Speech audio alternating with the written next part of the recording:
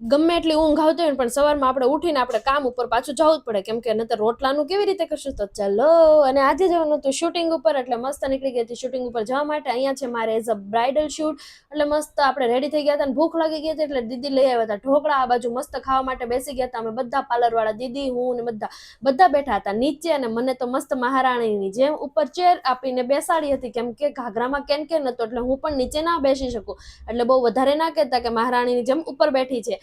પછી તો મસ્ત આખો મારો લુક રેડી થઈ ગયો હતો, અને આ છે મારો ફાઇનલ લુક. એટલે જવાનું તો શૂટ ઉપર ગાર્ડનમાં, એટલે મસ્ત રેડી થઈને રેપિડો બુક કરી દીધી હતી, નીકળી ગયા હતા અમે ડાયનોસર પાર્કમાં જવા માટે.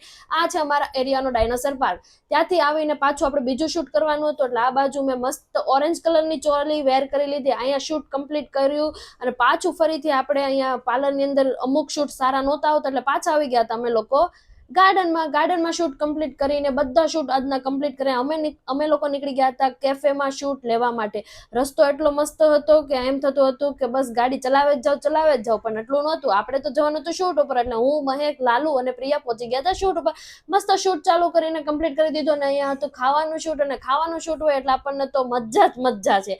મસ્ત શૂટ કમ્પ્લીટ કરીને પેટનો ખાડો આપણે બધાએ પૂરી લીધો. મસ્ત ખાઈ પીને અમે લોકો મસ્ત ગપ્પા મારીને બેસીને સુખ દુઃખની વાતો કરીને અમે બધા નીકળી ગયા પોતપોતાના ઘરે જવા માટે. બસ મારો આજનો બિઝી શેડ્યુલ, બિઝી દિવસ આજનો આવો જ રહ્યો. મળીએ નેક્સ્ટ વિડીયોમાં. બાય, જય શ્રી કૃષ્ણ, ગુડ નાઇટ.